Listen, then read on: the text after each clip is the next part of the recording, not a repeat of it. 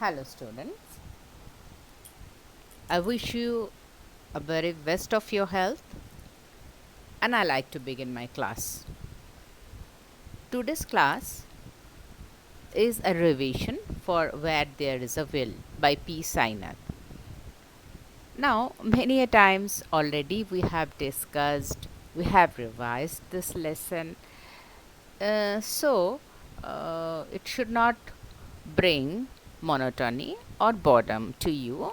I have tried to present it in some different way. Let us see. Where There Is a Will, it is an excerpt taken from Everybody Loves a Good Rod. That is projected here. You can see the cover page.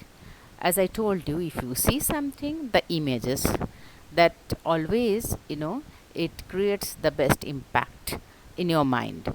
Okay, so the images, whatever you see, whatever you observe, it is better to recall in future. Okay, so Everybody Loves a Good Rot, that is created by P. Sainath. Now, in the classroom, though we have discussed, perhaps I believe we haven't discussed much about Everybody Loves a Good Rot. It is a research findings of the poverty in rural districts of India. P. Sainath was assigned with this task. Okay, this book even brought him a renowned award. I believe it was, Ramon Sesai Award. It was some Philippine award, I believe. So now back to the book. It is that means this book has 84 articles, which he wrote preferably in between say 1990 and 92, and that is for the daily reputed daily Times of India. While he was residing in the poorest village, right, in the interiors of India, say Tamil Nadu, Andhra Pradesh, Odisha. Okay, uh, now this articles give extensive detail of how various government project, right, that means various government project that is been assigned, that is been given, but the task whether executed perfectly or not, that means what is the result, whether it has received the desired result or not. So all his articles, almost all his articles, were based on poverty and the government projects, which uh, has ended up, how it has ended up, that means the result with the positive and the negative results, right? So this is all about Where There Is a Will, right? So next, P. Sainath, Palagumi Sainath, Indian journalist, author, right? And moreover, whatever the intimation here given, right, nationality Indian and all other, and that means genre, non-fiction, whatever he has covered most of the time, notable works. Apart from that, what I prefer to say that he founded People's Archive of Rural India, that is in 2014. It is an online platform that focuses on social and economic inequality, rural affair, poverty, and aftermath of globalization in India. That is very, very important for him, okay, for us even rather. See here, whatever the information is gathered, it is better if you can write it down or jot down. It will be better because it can give you nice introduction. See, Sainath, Indian journalist, photojournalist. I have told you he focuses on the problems, rural affairs, poverty, and aftermaths of globalization. He was a rural reporter. Okay, And moreover, one more thing that I need to tell you, that Amartya Sen, I told you in the class even, the Nobel laureate, has called him one of the world's great experts on famine and hunger. Okay? And the last line, that People's Archive of Rural India, we have already discussed, right? Should I go for the next? Now, this you can say one of my favorite line ever, hitting out at their backwardness. Hitting out at their backwardness. That must be Sainath in his essay in Where There Is a Will. He writes that people find curious ways of hitting out at their backwardness, of expressing defiance, a hammering at the fetters that hold them. So, hammering at the fetters, every time when the society wants to propel, wants to advance, so by that time you need to hammer the fetters that hold us. Okay, so this phrase, that means that particular, all these phrases that make a reference that how the rural women of Pudukkottai district in Tamil Nadu, they defied the challenge of the male imposed barrier. They break all the fetters that chain them, that hold them back, that confines them, right? And that was possible, the execution was possible by learning to ride a bicycle. Got it? And whether do you think it is only all about riding a bicycle? It is about Arivali Ayakam. Students, Arivali is the NGO that is very active working in Tamil Nadu, right? So Arivali, this NGO has launched one, project, that is Light of Knowledge Movement, right? That is movement of knowledge.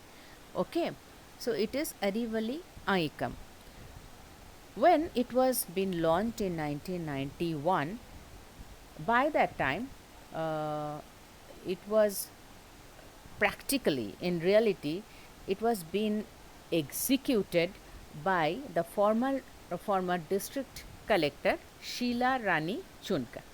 Let us see Sheila Rani Chunkar, right? And who was the key person of the women empowerment in Pudukkottai.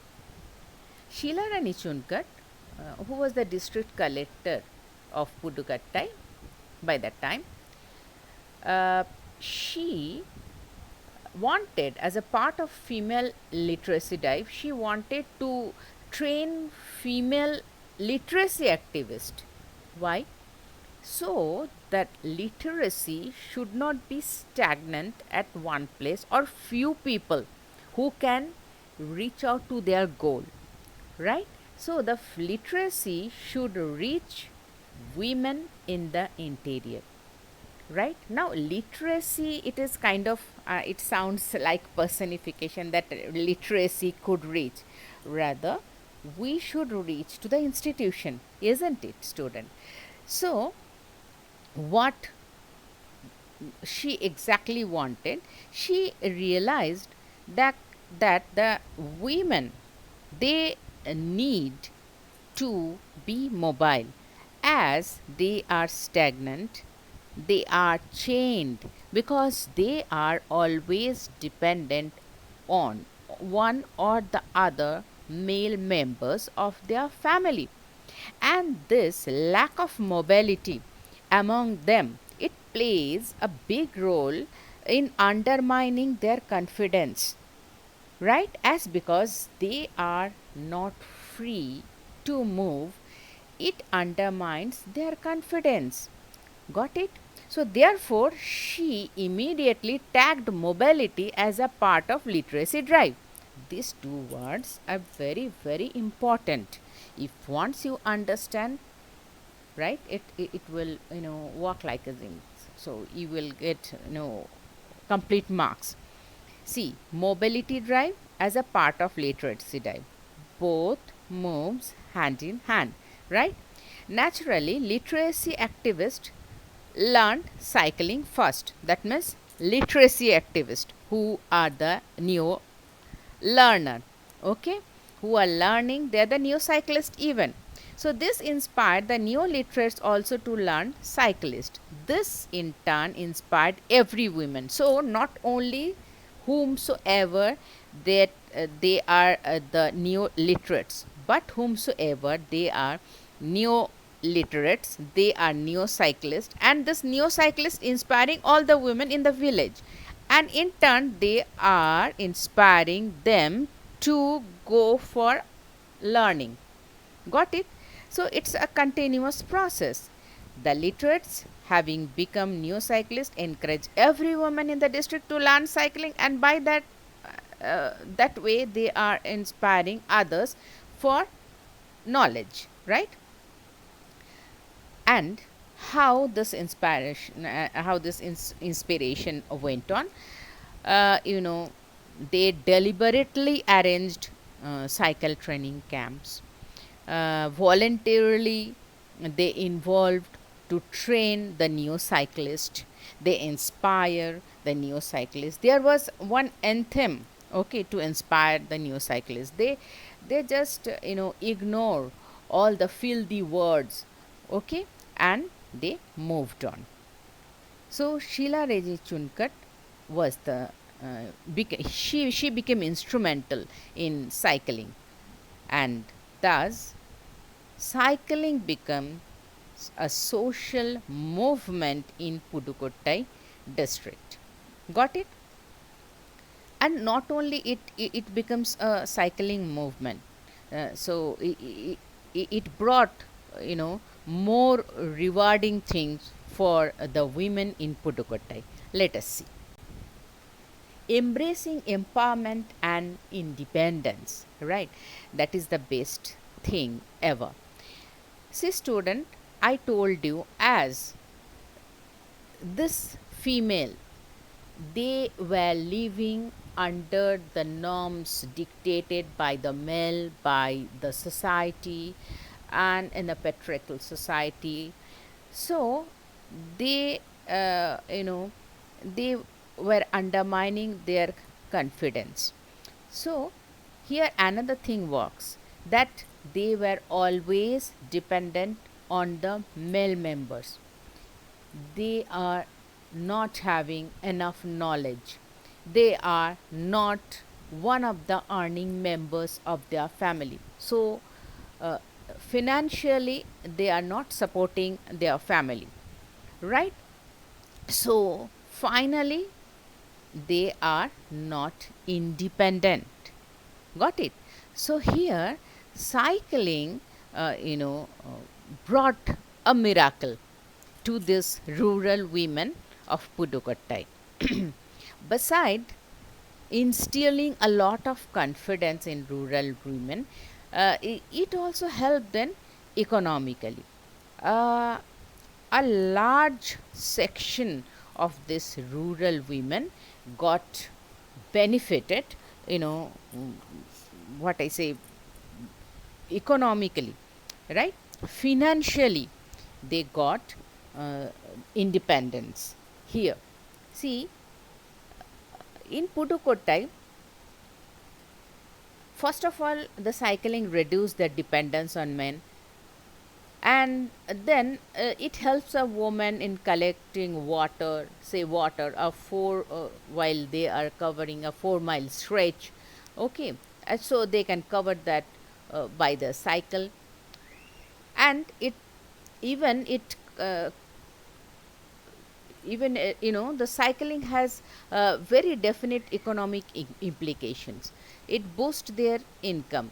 The women sell agricultural or other produce within a group of village, outside that village. That means it gives them the choice, right? It is their decision. Now they become the decision maker. They, on their own, they can take the decision of their own business to establish. The bicycle, because the bicycle cut down on time wasted in waiting for buses. So whatever the time has wasted for the buses, they can utilize to cover more than one village, to to spread their business, right? And it is crucial in poorly connected routes.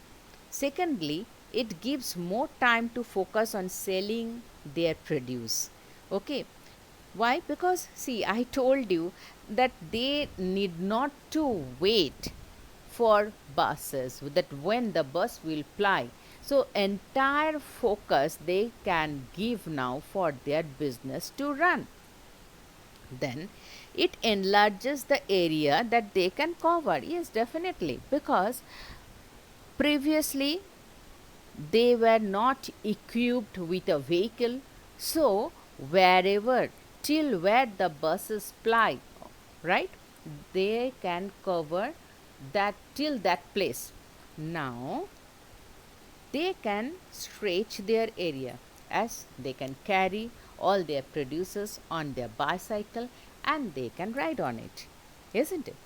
And it increases their leisure time if they want to go with it. So if they want to take the leisure time, they can utilize it.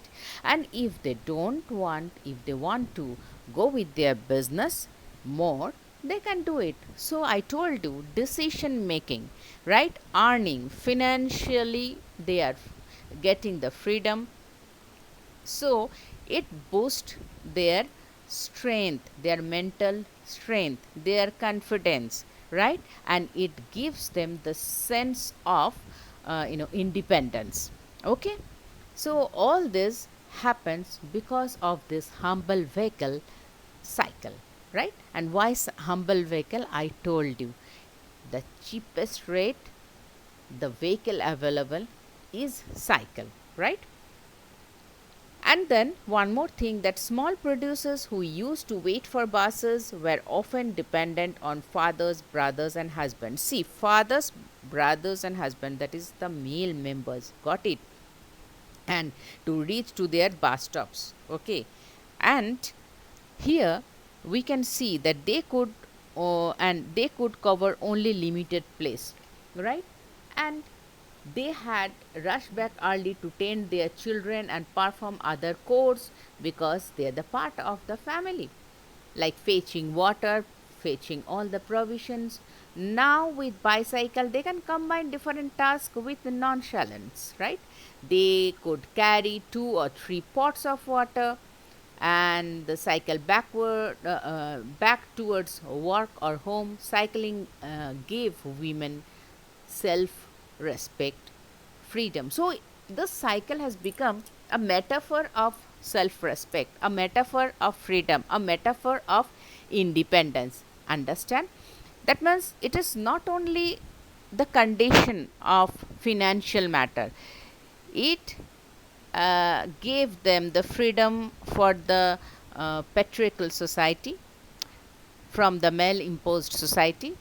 It can give them the opportunity to get knowledge, to eradicate illiteracy.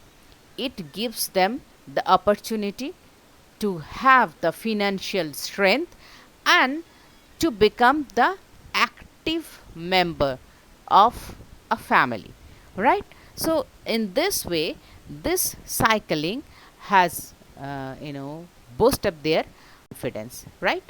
Women on wheels. Here I like to remind you few names which I felt they're important for you students. That is, I feel Jamila Bibi, right? Fatima, secondary school teacher, and one is the quarry laborer, her name is Manormani. uh, Kudi minimalize stone quarries, right? And few more name who helped this women to be on their wheels. That I believe is Kanakarajan, who is the owner of Ram Cycle, and One more name that is coming to my mind, I believe that his name is Muthu Bhaskaran, okay, who has written this anthem for cycling, okay. And few things apart from this, women on wheels, who which incidents helped them to be on wheels. That is the first incident I can remember, visiting an Aravali cycling training camp, which which gives the unusual experience in Kulakuruchi village. The all the prospective learners had turned out in their best. That is, they are struck by the sheer passion, right, of the pro cycling movement, and cycling offered a way out of their enforced routine of the male imposed barrier. That is very important, student, okay. The new cyclist, the sing songs produced by Aravali to encourage bicycling, right. Now, and another thing that you will have to remember, student, that is International Women's Day in 1992, when the district can never be the same. That means it brought the huge change, right? It kind of, you can say it is a metamorphosis that happened there. That is flags on the handlebars, bells ringing, over 1,500 female cyclists took Pudukkottai by storm, right. That means trundling down, ignoring hard stares, vulgarities from passing men, right, and reveling in an activity which was seemed like, you know, like a freedom, okay. It was a freedom for them, okay. Then this was a massive show that you will have to remember. One more thing, that the author returned to this place again in the month of April in 1995. So the incident speaks about the year 1991, 1992 and 1995. I believe that it will be a little help for you. Thank you for patience hearing. Thank you.